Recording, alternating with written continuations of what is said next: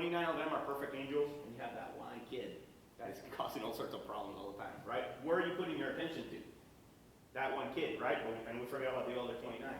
So it's kind of a similar situation. So when we think about the biology of the soil, things living in the soil, you know, there's a lot of good things happening there too. Another thing that relates to the organic matter, you guys have heard of the cation exchange capacity, right? Who hasn't heard about CEC? Right? We know soils actually tend to have a slightly negative charge, and that helps us retain positively charged ions. So here, an example is clay particles. This is all full of water. That's what we call the salt solution. You see that there's nutrients floating around. If a root was out here, that root would actually come out, and that's where it would uptake that nutrient. And so let's say that a plant takes up this potassium. Well, there's another potassium here that then would get released from this cation exchange capacity. We call that the storehouse of fertility. It's our warehouse of fertility in the soil, right? So it helps reduce leaching, obviously. It provides that exchange with the solution, and it's a storehouse, again, of our fertility. And when we look at different materials, sand, they do have a little bit of a charge, but very little. We use these strange units of milliequivalents per 100 gram of soil. Milliequivalent is just a measurement of charge. Sands have 3 to 5, silt loams 15 to 25, clays have 20 to 50. There's a big range there because of the different clay types that are out there. But look at organic material, between 50 or this organic soils with high organic matter, 50 to 100 milliequivalents. So organic matter helps increase that cation exchange capacity of the soil, among other things. So it's again, another benefit. So it helps the fertility too. It also helps the hydraulic properties, the water relations properties of the soil. And Greg, I think, is going to do a couple of demos to illustrate these later today, right, Greg? Yes. All right. So what I want you to think is soil. We have sand, silt, and clay, right? Those guys are not just hanging around by themselves. You know, they'll form aggregates, right? They're going to stick to each other. But what really is keeping them together and stable is that stable organic matter, that humus in the soil. And so that's what we have here. This is one aggregate, this is another aggregate, and usually between aggregates we get these spaces, what we call macropores, large pores in the soil.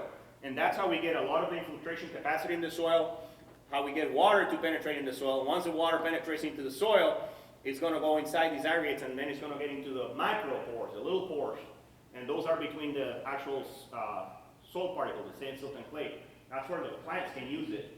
That's where we get the plant water availability.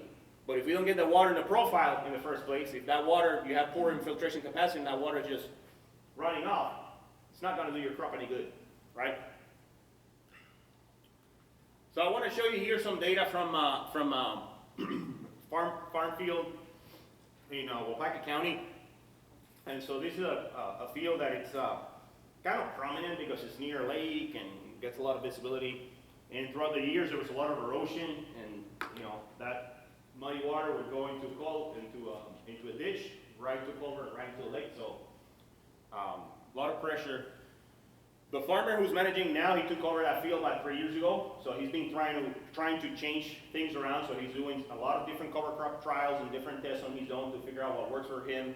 I think 1 year he even tried. He had some leftover soybean, and he just decided to plant the soybean, later in the season. I think it was like in September, because he figured, hey, I have the seed, I can use it. I don't need it for anything else, so I'm just going to throw these out there and have some cover. So he's trying a lot of different things, and then he's doing some reduced tillage practices out here. So we've been trying to go out there and help him out a little bit, and so this summer we collected some samples, and so what I want to show you is some aggregate stability, so kind of going in the organic matter and the water relations type thing. So we got these samples, and then we took them to the lab, air dry them, and then put them on a stack of sieves. So starting with like a 9.5 millimeter, so it's the bigger opening, and then going with a smaller opening, 4 3/4, 2 inch, so on and so forth. And then at the bottom there was a solid pan, basically a catch pan, and that's what I'm calling loose soil. So we collected samples in the field, and then we collected samples in a nearby wooded area, just right next to the field, and then also kind of a grassy area near to the field to have kind of a comparison out there. And this is what it looks like, so we can get this kind of aggregate distribution, the size of those aggregates. So this is the aggregates, these are the sizes, this is that loose soil, right, the pan. Blue is the field, and then orange is the natural.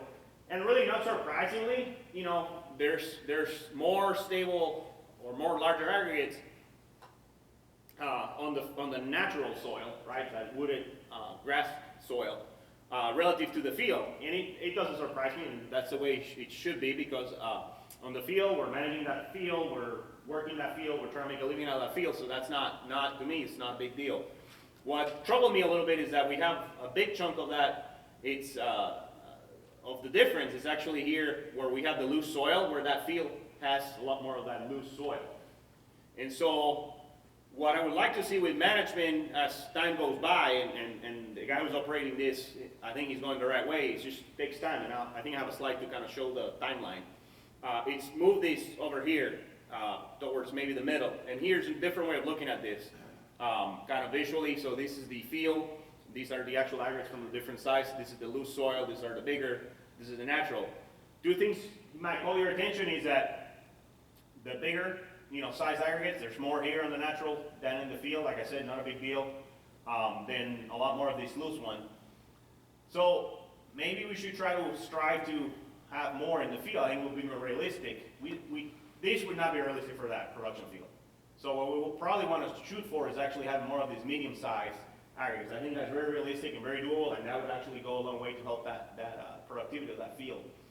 The other thing that you notice is that there's a difference in color there, right? This soil is darker, so what's probably causing that difference? The lack of disturbance obviously in the natural, but also organic matter, right? So those are two factors that you're going to see here in a little bit when I start talking about compaction. They're going to come back: organic matter and soil disturbance. So maybe what we shoot for is here, some kind of happy medium between those two scenarios. We look at the organic matter in that soil, organic matter. We took samples back in 2014, and it was about 1.2. So remember I said it's Wisconsin, the average is about 3.1. So it's kind of on the low side, and you can tell just by walking in that field. 2016, tremendous increase. We're about 1.6%, 0.2% in just 2 years. That's a big increase. So I assume that there was a linear increase in organic matter, which it might be true, but it depends really on the weather patterns. And we're having very consistent weather patterns here lately, right, the last few years, right? So it depends if you have a wet year, a dry year, how much organic matter is going to be accumulated that particular year on top of the management, right? But if we assume that we're continuing the same trend, it's going to take for that field about 1.7 years to get to the 2% mark, right, to get up here, and almost 7 years, 6.6 years to get to 3%. So this is one of the issues that we have, is that a lot of the changes that happen in the soil to increase organic matter and increase some of these things, they take time, right? So it's kind of a tough sale, I guess, if you will. So patience is a good thing when we're dealing with soils. Any questions so far? Oh, I want to show you here quick a video. I think we have time. You'll see there's a video, this video on YouTube, there's the address, and you see there's this very handsome fella here that's going to be talking to you. Or you won't hear it, but I'll narrate for him. But what it is a field that it was done a few years ago, looking at long-term tillage. So comparing a no-till scenario to a conventional till, kind of like a fall chiseling and spring finisher type scenario. 25 years plus of this management on these plots. And so we have a soil pit, so we're working there. We had a field day. We also are comparing to when you have plots, you have what we call alleyways, so you have these areas where we keep free of plants and weeds and stuff, so it helps us when we come with a combine or we got to get samples to get our bearings, and so we don't get lost out there. And so that area, what they've been doing is that they've been rotating, and they rotate about 5 times a year or so. So it really gets feed off. And on top of it, it's not getting any crop residues. And so I want to show you, we did a slate test. I want to show you how that looked like. Look at that. Recognize that guy? I have more hair now, right? A little bit. So here's 3 mason jars full of water, and this is the conventional till. We took an aggregate from the soil surface. That one in the middle is the rototill, and that one is the no-till.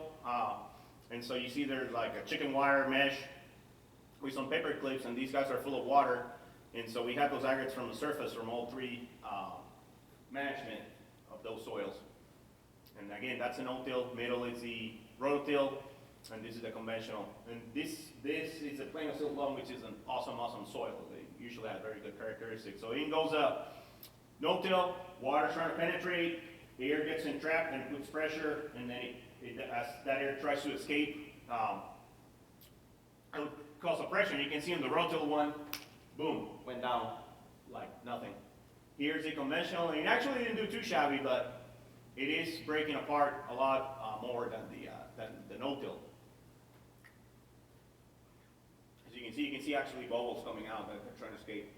So again, no-till over there, rototill, and the conventional tillage. So think about a raindrop hitting that aggregate, that soil surface, which one's going to withstand a little bit better. Tillage, pass, or anything else, which one is going to withstand that and be able to reform those aggregates again and get that soil back to that capacity where we have those big pores in between to get out that infiltration capacity in the soil. So here's just a screen grab of that. We also did a kind of a qualitative organic matter by comparison by just adding some concentrated hydrochloric hydrogen peroxide. This is 30%. The stuff you got at the pharmacy is only 3, so this is 10 times. And so what you do, you put the same amount of soil and same amount of the hydrogen peroxide, and then you kind of look at the burn off of that organic matter. So that carbon being released as CO2, and it's kind of analogous of the microbes. You guys had breakfast this morning. So it was some organic material. Your system is breaking it down now, and you're releasing some CO2. You're taking in oxygen. Microbes do the same thing. That's just part of life. That CO2 release.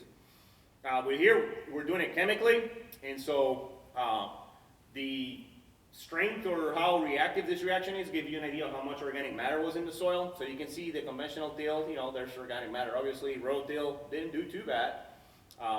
Again, these are really nice loess soils, silt loam soils.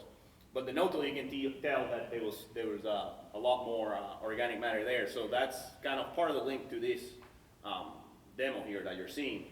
Another thing that we did was that I went there a few days before and inserted a